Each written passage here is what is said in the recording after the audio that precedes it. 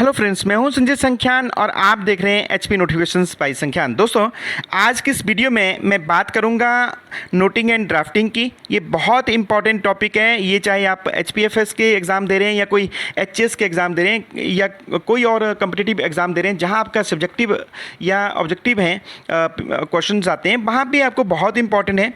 और ये mainly depend करता है आपकी लैंग्वेज से रिलेटेड है। हिंदी में भी हो सकता है पेपर और इंग्लिश में भी हो सकते हैं। तो मुझे लगता है एग्ज़ाम पॉइंट ऑफ व्यू से तो इम्पॉर्टेंट है ही है, बट यदि आप गवर्नमेंट डिपार्टमेंट में मिनिस्ट्रियल या जो आप इस तरह डीलिंग से रिलेटेड सीटों पे बैठे हुए हैं, तो मुझे लगता है ये आपके लिए वीडियो बहुत इंपॉर्टेंट होने वाली है। और इस पे हम बात करेंगे कि कैसे नोटिंग लिखी जाती है, कैसे ड्राफ्टिंग होती है, इसमें फ़र्क क्या है। तो सबसे पहले चलिए हम बात करते हैं नोटिंग की। ये नोटिंग और ड्राफ्टिंग एक वर्ड नहीं है। नोटिंग का मतलब अलग होता है और जो ड्राफ्टिंग का मीनिंग अलग है। ये नोटिंग क्या होता है? ये होता है जब विद इन द ऑफिस कोई कम्युनिकेशन होता है एक सीट से, मींस एक कर्मचारी से दूसरे कर्मचारी तक या एक कर्मचारी से अधिकारी तक, ये जो कम्युनिकेशन है या कोई उसने कोई बात बतानी है in the form of written form, तो क्या होता है कि वो कहीं लिख के ये लेटर पुटअप करता है। तो ये कैसे करना पड़ता है, ये सारा प्रोसेस जो वो नोटिंग में आता है। उसके बाद मान लो विद इन द ऑफिस कोई डिसीजन ले लिया है, वो अपने सबॉर्डिनेट ऑफिस को भेजना है या अपने सीनियर ऑफिस को भेजना है, तो उसके लिए कोई लेटर लिखना पड़ता है या कोई कम्युनिकेशन करना पड़ता है। जो लेटर लिखना है या कम्युनिकेशन करना है उसे हम बोलते हैं ड्राफ्टिंग। ड्राफ्टिंग ऑफिशियल भी हो सकती है और नॉन ऑफिशियल कैपेसिटी भी हो सकती है। मींस ड्राफ्टिंग, जैसे देखो आप, ऑफिशियल कैपेसिटी मींस जब एक ऑफिस से दूसरे ऑफिस को लिखा जा रहा है या एक ऑफिस से किसी इंडिविजुअल को लिखा जा रहा है, तो वो तो हो गया official drafting. Non official drafting का मतलब ये है कि जैसे मान लो आप अपने भाई को लेटर लिख रहे हैं, अपने फादर को लेटर लिख रहे हैं या अपने दोस्त को लेटर लिख रहे हैं, वो हुआ नॉन ऑफिशियल। बट पेपर में आपसे नॉन ऑफिशियल जनरली नहीं पूछा जाएगा, वहाँ पे ऑफिशियल लेटर की बात की जाएगी।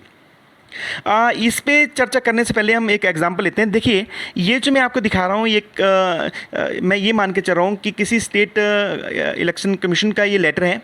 उसमें उन्होंने किसी जगह का एक इलेक्शन करने के लिए मॉडल कोड ऑफ कंडक्ट लगा दिया है और उन्होंने कंसर्न डिप्टी कमिश्नर को निर्देश दिए हैं कि इस मॉडल कोड ऑफ कंडक्ट को इम्प्लीमेंट कराने के लिए अपने जो सबॉर्डिनेट ऑफिसर्स हैं उनको डायरेक्शन देना सुनिश्चित करें, सो दैट कि मॉडल कोड ऑफ कंडक्ट का जो है वो इंश्योर करना आसान हो जाए।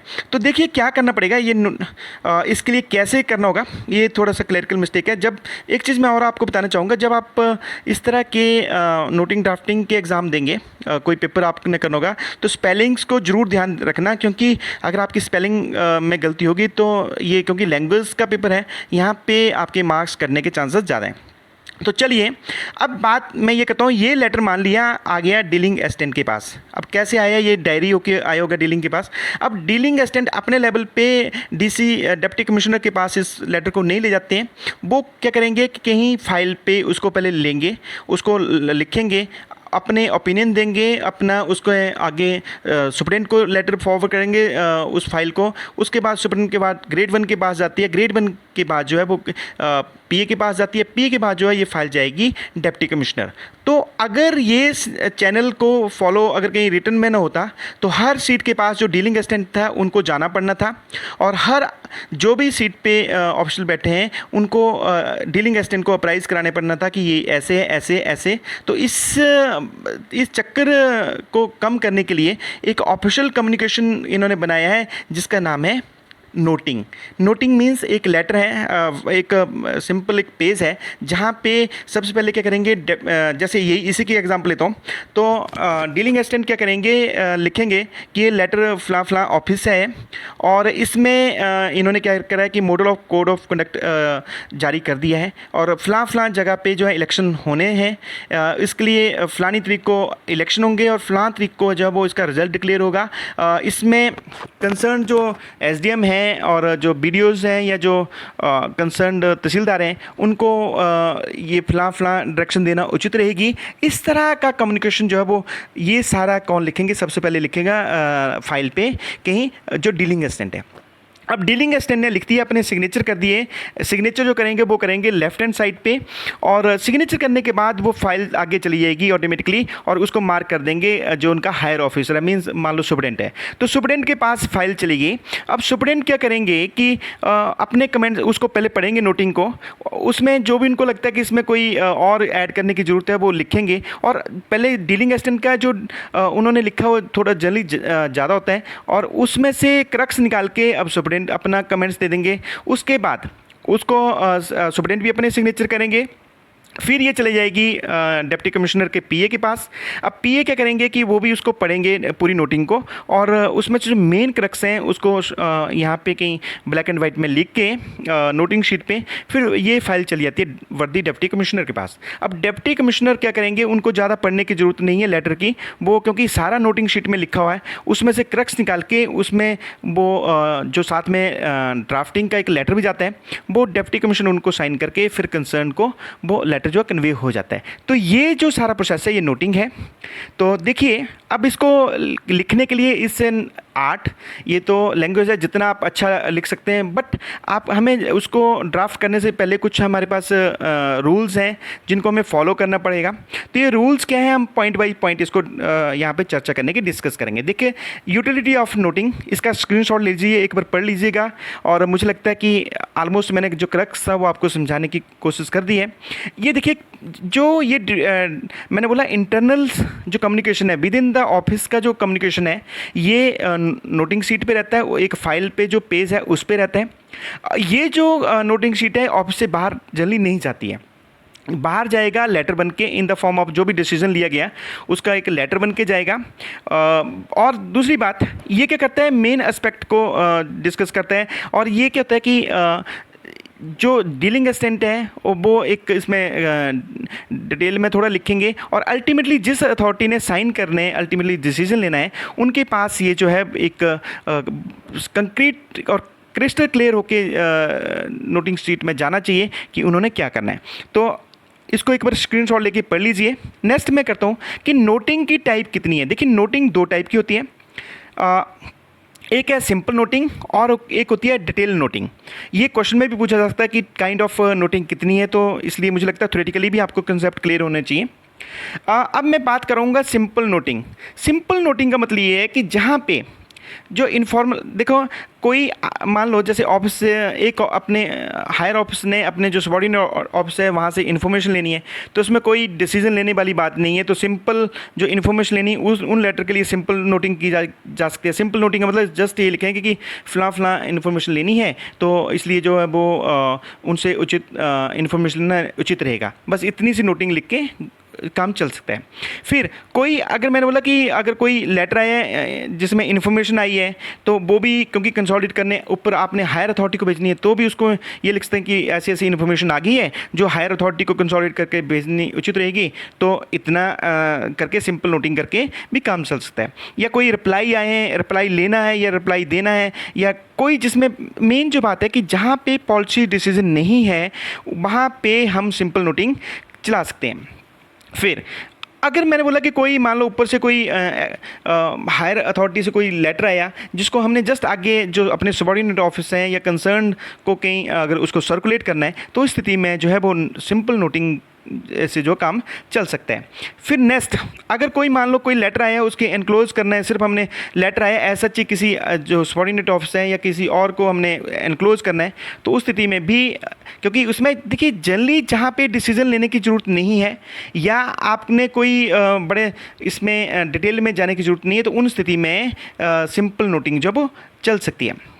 फिर उसके बाद एनी फैक्चुअल पोजीशन और data is to be send, means कोई डाटा आपके पास है, बस उसको आपने डाटे को कंसोलिडेट करके ऊपर हायर अथॉरिटी को भेजना है, तो उसमें भी सिंपल नोटिंग चल सकती है। रेगुलर रिटर्न और स्टेटमेंट ऑफ फैक्ट्स, मीन्स यहाँ पे फिर अगर मान लो आपने कोई लेटर लिखा था उसमें फिर रिमाइंडर लगाना है, तो बार बार आपको डिटेल में नोटिंग करने की ज़रूरत नहीं है, तो इन स्थिति में जो है वो सिंपल आपकी जो नोटिंग चल सकती है। फिर या एक और एग्जांपल लेता हूँ, मान लो आपने कोई मीटिंग करी, उसमें प्रोसीडिंग बनी है, प्रोसीडिंग के साथ जस्ट एक फॉरवर्डिंग आपने भेजनी है, तो उस फॉरवर्डिंग को भेजने के लिए आप क्या कर सकते हैं, क्योंकि वो अथॉरिटी जो आपकी हेड ऑफ द ऑफिस है उनसे साइन होने के उस पे लेटर पे, तो उस लेटर पे सिग्नेचर कराने के लिए आप क्या करेंगे, एक सिंपल नोटिंग पे फाइल पुटअप कर देंगे। अब है डिटेल नोटिंग। देखिए डिटेल नोटिंग का मतलब ये है, अगर कोई नई पॉलिसी बननी है तो उस पर तो डिटेल में आपको लिखना पड़ेगा। फिर कहीं अगर आपने एक्ट रूल बनाने हैं ऑप्स में, मींस आप जब सेक्रेटरी और डायरेक्टरेट लेवल पे आप बैठे हैं तब आपको डिटेल नोटिंग करने की ज़रूरत पड़ती है। या कहीं कोई मान लो आपका जो ऑफिस है सबॉर्डिनेट ऑफिस, वो आपसे क्लैरिफिकेशन मांग रहे हैं तो क्लैरिफिकेशन देनी है तो उसके लिए भी आपको डिटेल नोटिंग करनी पड़ेगी। या फिर कोई रूल्स एक्ट में इसमें रिलैक्सेशन मांग रहे हैं तो वहाँ पे भी डिटेल, ये जो मेन डिसीजन वाले हैं उनके लिए डिटेल जो है नोटिंग करने की ज़रूरत है। फिर उसके बाद ऑल कॉम्प्लिकेटेड केसेस, कोई जो ऐसे कंप्लीट सर्विस मैटर्स रिलेटेड है, फाइनेंशियल मैटर है, वहाँ पे भी डिटेल करनी पड़ेगी। या ऑल जो एक ऐसे मामले हैं जहाँ पे डिसीजन लेने की ज़रूरत है, ऑर्डर देने की ज़रूरत है, वहाँ पे भी क्या होता है कि डिटेल नोटिंग करने की ज़रूरत है। ये कैसे लिखी जाती है मैं आपको एक्चुअल एक नोटिंग शीट भी करके बताऊंगा। फिर यह जैसे कई बार होता है कि जैसे मान लो हम सेक्रेटरीट में बैठे हैं और फाइनेंस डिपार्टमेंट की, लॉ डिपार्टमेंट की या पर्सनल डिपार्टमेंट की भी ओपिनियन लेनी है, तो उस स्थिति में भी हमें डिटेल जो नोटिंग करने की ज़रूरत पड़ती है। अब ये देखिए, ये है नोटिंग शीट। ये थोड़ा इस ग्रीन जैसे कलर की होती है, लाइट ग्रीन कलर की होती है। इसमें ये मार्जिन होता है, ये देखिए ये 2 सेंटीमीटर होता है। इसी तरह 2 सेंटीमीटर हमें ऊपर रखना पड़ता है मार्जिन जब लिखना है, और 2 सेंटीमीटर ही हमें यहाँ पे डाउन में मार्जिन रखना पड़ता है। ये मार्जिन क्यों रखते हैं, क्योंकि फाइल में कई बार क्या होता है कि इसमें इंपॉर्टेंट डिसीजन, मैंने बोला डिसीजन से रिलेटेड भी होते हैं, तो ताकि फटे ना या कुछ इसमें कोई कटिंग ना हो, तो इसलिए हमें तीनों साइड जो है वो मार्जिन 2 सेंटीमीटर रखना पड़ता है। और जो यहाँ राइट हैंड साइड है, राइट हैंड साइड हमें जो है वो इसका मार्जिन 1 से 1.5 सेंटीमीटर रखना पड़ता है। अब देखिए क्या करेंगे, ये जो जैसे नोटिंग शीट है, तो सबसे पहले जब लेटर आता है तो इसका कहीं सीरियल नंबर होता है, डायरी नंबर होता है, डेट आती है कि कौन सी डेट को आया, पेज भी इसमें कितने पेजेस हैं, पीयूसी है, पेपर अंडर कंसिडरेशन है या फ्रेश रिसिप्ट है, लेटर नंबर है, डेट है, ये कहाँ से आई, ये सारा जो है हम ऊपर ये लिखेंगे हम यहाँ पे नोटिंग शीट के सबसे टॉप में। नेक्स्ट उसके बाद अब डीलिंग असिस्टेंट क्या करेगा, उनके लिए छोटी सी इंस्ट्रक्शन है कि क्या क्या करना। देखिए जैसे मैंने पूरी आपको एक अभी ड्राफ्ट एक रफ सा बताया था कि क्या करना है। अब इसमें इन्होंने बोला है कि डीलिंग असिस्टेंट क्या करेगा, सबसे पहले तो इसको डिटेल में पढ़ेगा, जो भी लेटर है उसको डिटेल में पढ़ेगा, फिर देखेगा कि ये कोई फ्रेश लेटर है या कोई पुराना लेटर है जिसके ऊपर हमने कोई कंसिडरेशन करनी है। तो ये सारा डिटेल में करने के बाद वो क्या करेंगे कि इसको कहीं इस पे लिखेंगे नोटिंग शीट पे, और इसका मतलब ये रहेगा, क्योंकि ये माना जाएगा कि डीलिंग हैंड को इस सारे केस का पता है कि क्या था और क्या करना है या क्या करना है, तो वो जानना चाहेगा, तो अपने हायर अथॉरिटी को उसकी राय लेने के लिए जो है वो आगे लिख सकता है। फिर ये हो गया पहला पेज। उसके बाद केसेस, फिर ओल्ड हिस्ट्री जहाँ पे पुराना कहीं, क्योंकि होता है ये तो कंटिन्यूसली एक फ़ाइल है तो फाइल के साथ ही पेजेस लगते रहते हैं। अगर कोई पुराना है तो वहाँ पे वो लिखेगा कि फ़लाने पेज नंबर के फ़लाने पॉइंट नंबर में ही ऑलरेडी ये डिस्कस हो गया था, पुरानी हिस्ट्री हो उसको कहीं फ्लैग कर देंगे। या फिर अगर कोई और है, कोई डिटेल है, तो उसके लिए अलग सी फाइल भी साथ में लगा सकते हैं। और नोट शुड ऑलवेज भी कंसाइज। देखिए ये जो नोट है ये कंसाइज फॉर्म में होना चाहिए, बहुत लंबी कहानी लिखने की जरूरत नहीं, क्योंकि और दूसरी बारबेटिंग में नहीं होनी चाहिए कि जैसा लेटर है ऐसा ही वहाँ पे भी नहीं नोटिंग शीट में आ जाना चाहिए। ये जनरली थर्ड फॉर्म में लिखा जाता है कि जैसे स्टेट इलेक्शन कमीशन ने मान लो लेटर लिखा, तो हम लिखेंगे कि स्टेट इलेक्शन कमीशन ने लेटर लिखा है जिसमें उन्होंने ये चाहा है या उन्होंने ऐसा करने के निर्देश दिए हैं, ऐसा लिखना पड़ेगा।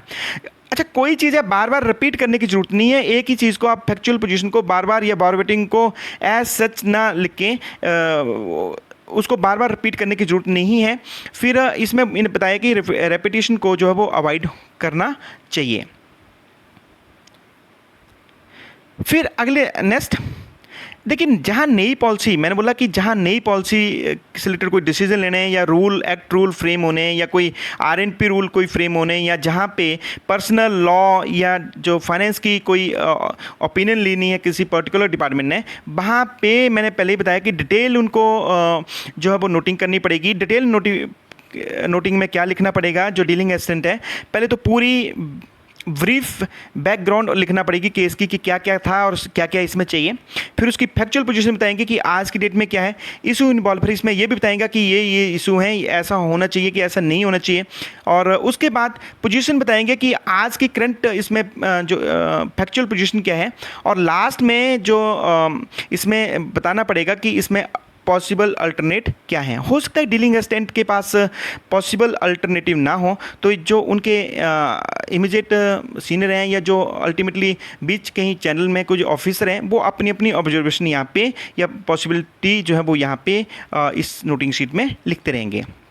उसके बाद ये कुछ एक पॉइंट हैं जो डीलिंग असिस्टेंट को या जो भी नोटिंग शीट लिख रहे हैं उनके लिए इम्पॉर्टेंट हैं, जो उनको ध्यान में रखने पड़ेंगे जब वो नोटिंग शीट लिखते हैं। देखिए, मैंने बताया कि लेफ्ट हैंड साइड पे एक मार्जिन छोड़ना पड़ेगा 2 सेंटीमीटर का। वहाँ पे इसे हम बोलते हैं नंबर के लिए जो है वो एक मार्जिन रहता है। यहाँ पे हम हर एक पैरे के लिए एक नंबर देंगे। जैसे पैरा ख़त्म हुआ तो दूसरा पैरा शुरू हुआ तो वहाँ पे हम पैरा नंबर 2 लिख देंगे। 1 2 3 4 5 इस तरह करेंगे। ये आप समझ गए कि मार्जिन छोड़ना पड़ेगा, टॉप पे भी ऊपर भी, और चारों साइड जो है वो मार्जिन छोड़ना पड़ेगा। और नोट्स जितने भी नोट हैं शुड बी प्रॉपर्ली रेफरेंस। जितने भी नोट्स हैं वो सारे लेटर में हर पॉइंट जो वो यहाँ पे रेफर किया होना चाहिए। रिलेवेंट लेंथी एक्सट्रैक्ट, जो भी मैंने बोला कि जो बड़ी बड़ी इंस्ट्रक्शन है या जो साथ में सपोर्टिंग इससे रिलेटेड कोई डॉक्यूमेंट है वो फाइल के अंदर लगा देना है। उसको एज सच जो है वो इस पर नोटिंग शीट पे लगाने की ज़रूरत नहीं है।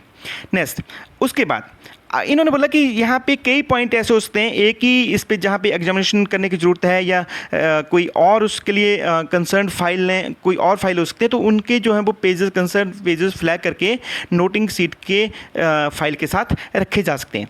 और मैंने बोला ये जो लिखी जाती है हमेशा थर्ड पर्सन में, ऐसे जैसे वर्डिंग लिखी है वैसे नहीं होगी, थर्ड फॉर्म में इसको लिखना पड़ेगा। लैंग्वेज जो है वो बड़ी पोलाइट होनी चाहिए, कर्टियस चाहिए और टेम्परेट होनी चाहिए। ऐसी रफ सी लैंग्वेज नहीं होनी चाहिए क्योंकि ऑफिशियल कम्युनिकेशन है।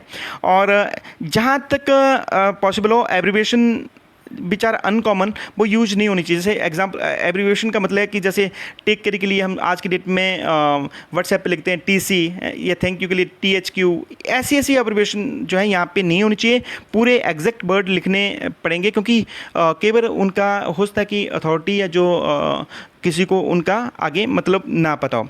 फिर इसमें बताएगा कि कोई मान लो बार बार एक लेंथी वर्ड है, जैसे पेपर अंडर कंसिडरेशन, उसको हम स्मॉट में PUC लिख सकते हैं, पर जहाँ पेपर अंडर कंसिडरेशन लिखा वहाँ शॉर्ट में हम PUC लिखेंगे। फिर हम बार बार जब पेपर अंडर कंसिडरेशन होगा तो उसको हम PUC आगे लिख सकते हैं। फिर उसके बाद मैंने बोला कि इसमें ये बोला गया है कि सिंपल एंड शॉर्ट वर्ड लिखने, ज़्यादा लेंथी लिखने की ज़रूरत नहीं है। और इसको कहीं ऐसा ना इतना बड़ा लिख दें कि जनरली जो नोटिंग होती है ये जो एक लेटर है उसमें लेटर से ज़्यादा नहीं होनी चाहिए, क्योंकि इसमें ज़्यादा लंबी कहानी लिखने की ज़रूरत नहीं है। शॉर्ट सेंटेंसेस जो है वो यूज़ होने चाहिए। और जहाँ पे इन केस अगर कोई सेक्रेटरी या मिनिस्टर हायर मिनिस्टर लेवल पे रहता है तो वहाँ पे समरी ही जानी चाहिए और वहाँ पे कंक्रीट ये डिसीजन के लिए लिखा होना चाहिए कि क्या डिसीजन जो है वो उनके द्वारा लिए जाना है। कंक्लूडिंग पोर्शन, जब डीलिंग असिस्टेंट या जो भी नोटिंग लिख रहे हैं तो लास्ट में नोटिंग शीट में कंक्लूडिंग पॉइंट होना चाहिए कि क्या क्या इसमें, उसमें समरी के बाद जो है कंक्लूड होना चाहिए कि इसमें ये एक्सपेक्टेड था और ये चीज़ जो है वो यहाँ पे होनी चाहिए। जब जैसे ये कंक्लूडिंग पोर्शन हो जाता है और तो जो लास्ट में जो क्या करेंगे, जो डीलिंग असिस्टेंट है या जो भी जिस टेबल पे ये फाइल गई हुई है वो अपने सिग्नेचर करेंगे। सिग्नेचर इनिशियल में नहीं होने चाहिए और वो अपना साथ में नाम लिखेंगे। और उसके साथ जनरली जो कंक्लूडिंग पोर्शन है बिल्कुल लास्ट पेज पे इसको कंक्लूड नहीं करेंगे, क्योंकि उसके बाद क्योंकि अगली अथॉरिटी के पास जाएगी। तो अगर आपको लग रहा है कि लास्ट पेज पे जैसे में ख़त्म हो रही है बिल्कुल बॉटम पे, तो कोशिश करिए कि 1-2 लाइनें नेक्स्ट पेज पे इसको आप लिख सकते हैं। जैसे ही आप नेक्स्ट पे उस पर लिखते हैं तो इसमें एक चीज़ और जो आपको ध्यान रखनी पड़ेगी कि दो एटलीस्ट दो एक्स्ट्रा ब्लैंक नोट शीट जो है वो इस सीट के साथ अटैच करनी होगी, क्योंकि ये जैसे हम कर्सिव सीट बोलते हैं ये होती है कि क्योंकि जो नेक्स्ट अथॉरिटी है उन्होंने भी इस पे लिखना होता है, तो ये दो एटलीस्ट दो जो एक्स्ट्रा ब्लैंक सीट जो है वो यहाँ पे इस सीट के साथ जो अटैच करनी पड़ेंगी। और ये लास्ट में मैंने बताया कि जो लेफ्ट हैंड साइड है वहाँ पे जो मार्जिन है वहाँ पे नोटिंग नंबर लिखा जाएगा, हर पैराग्राफ के लिए एक अलग नोट होगा। और लास्ट में जैसे ही उन्होंने डीलिंग असिस्टेंट ने सिग्नेचर कर दिए, सिग्नेचर के साथ अपना नाम लिखेंगे और जो इमीडिएट जो उनका नेक्स्ट हायर लेवल की अथॉरिटी है उनका डेजिग्नेशन लिख के उस नोटिंग शीट को इस फाइल कवर के साथ आगे फॉरवर्ड कर देंगे। तो जैसे उन्होंने कर दिया, इसको फॉरवर्ड कर दिया, तो फिर क्या होगा कि उसमें अल्टीमेटली जो हायर अथॉरिटी है वहाँ तक वो फाइल जाती है, या जिस भी लेवल तक फाइल जानी चाहिए वहाँ तक जाती है और वहाँ पे डिसीजन हो जाता है। अब डिसीजन जो हो गया वो डिसीजन अगले जो या हायर अथॉरिटी को या लोअर जो ऑफिसर्स हैं उनको कम्युनिकेट करना है। तो कम्युनिकेट करने के लिए नोटिंग सीट की कॉपी कहीं भी नहीं जाएगी, वो विद इन द ऑफिस ही रह जाएगी। अब जो उसमें ऑर्डर आए हैं वो कम्युनिकेट करने के लिए आगे करनी पड़ती है ड्राफ्टिंग। ये ड्राफ्टिंग क्या है? Drafting is a formulation of decision and order in the written form of communication to those concern. जिनके लिए डिसीजन लिए गए हैं उनको कम्युनिकेट करने के लिए एक फॉर्मल कम्युनिकेशन है। ये कम्युनिकेशन क्या है, कितने टाइप की होती है, उस पर भी हम चर्चा करेंगे। इसका स्क्रीनशॉट लेके एक बार पढ़ लें तो मुझे लगता है कि आपको ये क्लियर हो जाएगा। नोटिंग बताया गया कि इंटरनल कम्युनिकेशन है, इंटरनल प्रोसेस है डिपार्टमेंट का विद इन द ऑफिस, और ये जो ड्राफ्टिंग है ये है to convey to the others, इसके लिए। फिर उसके बाद it must faithfully convey the letter and spirit of the decision taken through the noting process. जो नोटिंग में डिसीजन ले गया वैसा ही उसको लेटर एंड स्पिरिट में डिसीजन को जो कन्वे करना पड़ेगा अथॉरिटी को। अब मैं बात कर रहा था कि कम्युनिकेशन है, मींस कम्युनिकेशन करना पड़ेगा जो कंसर्न है उनको, जो ऑफिस के बाहर हैं, मींस सबॉर्डिनेट हैं या फिर जो हायर ऑफिस में बैठे हैं उनके लिए। तो ये कम्युनिकेशन के लिए जो प्रिस्क्राइब फॉर्मेट है वो 15 है। क्या होता है मींस, जैसे देखिए कोई भी ऑफिस से लेटर जाता है वो 15 टाइप में हो सकता है। सबसे पहले जो आज की डेट में कॉमन है ईमेल है, दूसरा लेटर फॉर्मेट है, तीसरा ऑफिस मेमोरेंडम फॉर्मेट है, तीसरा डीओ लेटर है, पांचवा यूओ लेटर है, छठा जो मेमोरेंडम है, सातवां ऑफिस ऑर्डर है, छठा ऑर्डर है, ये आठवां। उसके बाद नोटिफिकेशन के फॉर्म में भी कम्युनिकेशन जाता है, रेजोल्यूशन बनता है, प्रेस कम्युनिक्यू, प्रेस नोट बनता है, एंडोर्समेंट बनती है, फैक्स मैसेज आते हैं, टेलीफोनिक कम्युनिकेशन होता है, या एसएमएस के थ्रू भी आज की डेट में जो वो कम्युनिकेशन होता है। ये ज़्यादा इसमें आपको डिटेल में जाने की ज़रूरत नहीं है। मैं कोशिश करूँगा थोड़ा थोड़ा बताऊँगा कि ईमेल कब लिखनी पड़ेगी, लेटर किस फॉर्म कब लिखा जाता है, ऑफिस मेमोरेंडम कब जारी किया जाता है, डीओ नोट कब लिखा जाता है, यूओ नोट कब लिखने की ज़रूरत पड़ती है, मेमोरेंडम, क्योंकि हर टाइम के लिए जो है हर अलग अलग टाइप के कम्युनिकेशन के लिए अलग अलग जो फॉर्मेट है उसमें आपको ये जो है वो कम्युनिकेशन मींस लेटर जो है वो लिखना पड़ेगा। तो ऑर्डर की फॉर्म में केवल ऑर्डर होगा तो ऑर्डर की फॉर्म में लिखना पड़ेगा, मेमोरेंडम की फॉर्म में लिखना पड़ेगा, ये सारा नोटिफिकेशन भी होगा। तो मैं कोशिश करूंगा, अगर इसी वीडियो में बनाऊंगा तो वीडियो ऑलरेडी लंबी हो चुकी है तो वीडियो बहुत लंबी हो जाएगी। मैं कोशिश करूँगा, हम अब आप नोटिंग के कंसेप्ट को समझ गए होंगे। अब मैं ड्राफ्टिंग के कम्युनिकेशन की कैसे कम्युनिकेशन के मोड हैं एक एक पे चर्चा करके एक बताने की कोशिश करूंगा कि हर को कैसे कम्युनिकेशन को कैसे लिखा जाता है। इसी तरह की मैं वीडियो बनाता रहूँगा, बट ये तभी पॉसिबल है अगर आप इसको देखते रहेंगे और अपने आप इसमें अगर कोई क्वेरी है तो उसको कमेंट्स बॉक्स में जरूर लिखें, ताकि मैं उसको अपनी अलग वीडियो में नेक्स्ट वीडियो में कंक्लूड कर पाऊँ। इन्हीं शब्दों के साथ keep watching HB notification by Sankhyan. जय हिंद, जय हिमाचल।